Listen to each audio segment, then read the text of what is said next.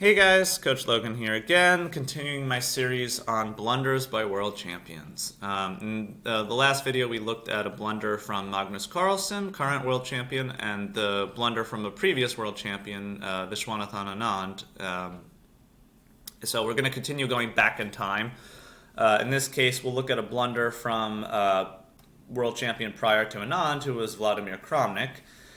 And then one from Garry Kasparov, the world champion before that. So let's first look at this blunder from Kramnik. Here he was playing black in a game from a match versus Deep Fritz. This was from 2006. Deep Fritz was a computer engine.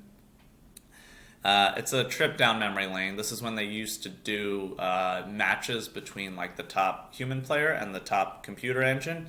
They don't do that anymore because it wouldn't even be fun. Computers are just so much stronger these days, but still it's fun to go back in time. And so Kramnik is playing black here, and it's an even position, but black, we have a bishop versus a knight, and black has this outside pawn majority. There's maybe some chances to press. White plays rook f1, threatening black's queen. Kramnik just moves the queen to a7, which forms this battery along this diagonal from g1 to a7. We get a trade of rooks. White activates his knight. Black starts mobilizing his pawn majority with a4. White then plays knight takes e6, threatening our rook. Kramnik responds with bishop takes e3 with check. Moves the king. Takes the rook, knight takes the rook, and we reach this position all through some logical moves. And here Kramnik plays a very, what would be a sensible strategic move, but it's a hideous blunder. He plays queen to e3, and the point is he wants to trade queens. I mean, if white were to oblige him and trade the queens here, black would be very happy. He'll have this outside pawn majority. His a-pawn will just make a queen at some point. I mean, his bishop will be much better than the knight. The knight's nowhere near to help out. The king's nowhere near to help out. This would be very, very bad for white to trade queens here. Fortunately for white and unfortunately for black, white does not have to do that. So pause your videos and see if you can figure out what white played here.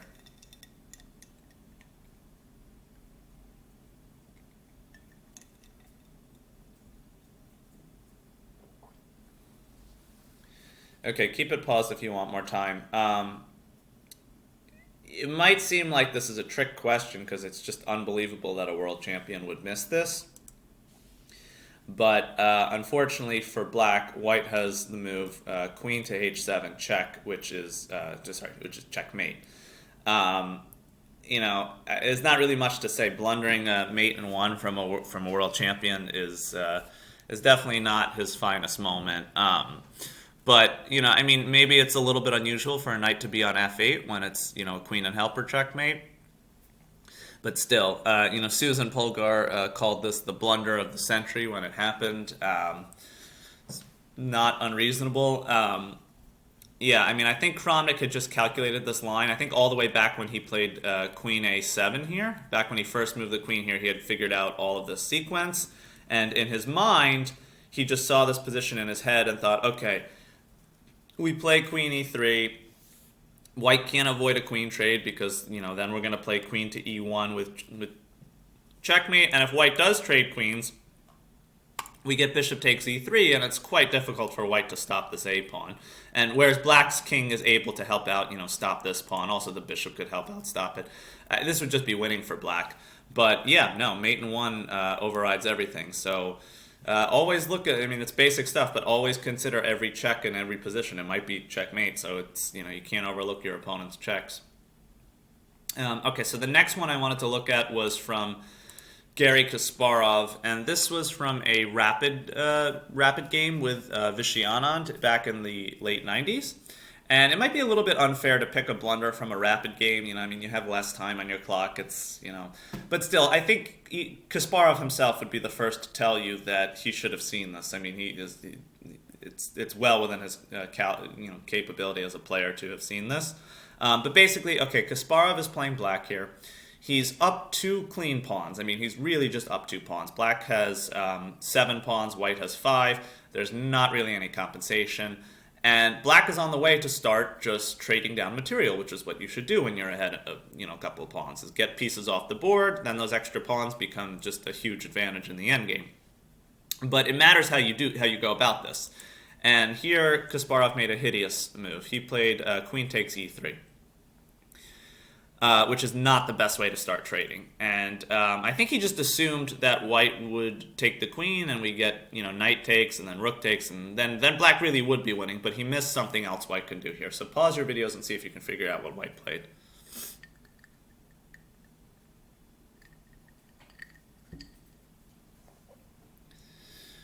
Okay.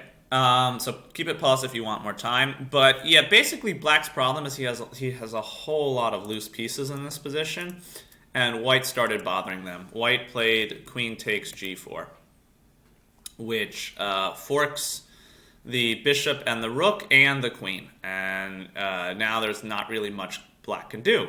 Black can't even play queen to c5 to defend his rook because the knight is covering that square. He needs to do something. I mean, his queen's being threatened, but again, it's not really easy to do anything because the primary threat is on the queen. The primary fork is on the queen and the rook on c8, and not much can be done. So Kasparov looked for like the active way to play this. He castled, which allows white to take the queen, but okay, black got a rook and a bishop for it, but unfortunately, it's not enough. After queen takes h3, knight takes c2, queen to d7. White ended up just being better and winning this game. I'm not going to show the whole game because there was a fair amount more than this of kind of technical play. We saw knight to d4, queen takes, and white ended up winning. I do think that if black had played e4 here, they might have had chances to keep this alive a little bit because of ideas coming with potentially with bishop to d4. So maybe there's more chances Kasparov had to get back into this. So. What can I say? Gary was like such a great player that even his blunders, it was still a game after that. But I think here, if we go back to the starting position, which is the key moment, there was just no reason not to just play knight takes e3. In which case, now there is no queen takes g4. And now if white doesn't want to just lose a piece, they've got to trade queen. They'll have to trade queens, and we get a position like this, where black really is just up 2 pawns. There's no complications, no material imbalance, nothing like that. Black can just castle, and next coming is f5 to start mobilizing this giant mass of pawns. Black is just winning here, simple as that. Whereas in the continuation he chose in the game, he lost his queen, which is clearly an inferior route to go by. This queen takes e3 was a big mistake. Okay, so. Yeah, again, it's fun to do this series, but I do think there's a point to it beyond just it being fun, which is that, it just shows. Pick any player that you think is amazing, and, for some of, people who've been watching chess for a long time, that's like the world champion is who they look up to. But for a lot of you kids, what you do is you look at your friend who's, 200 rating points higher than you, and you think, wow, they just always beat me, and they're so good. But even they make mistakes, okay? Everybody makes blunders. Don't let it get you down, and just keep working on your game. And when you do have a mistake like that, just... tough it out, smile, and keep working on your game. See you guys next video.